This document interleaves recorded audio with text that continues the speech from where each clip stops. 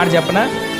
ఇప్పుడు నేను ఒక పని అప్పకి చెప్పాను అనుకోండి, ఎవరైనా పిలిచి, అమ్మా ఇదిగో ఈ పూట మీరు ఈ పని చేయండి, లేదా మీరు ఈ పని చేయండి అని నేను అప్పగించాను అనుకోండి, లేదా ఎవరైనా పిలిచి అన్న మీరు ఈ పని చేయాలి ఈ పూట అని చెప్పాను అనుకోండి, వెంటనే వాళ్ళు ఏమనుకుంటారు చెప్పనా? మనసులో మాట చెప్తాను వినండి.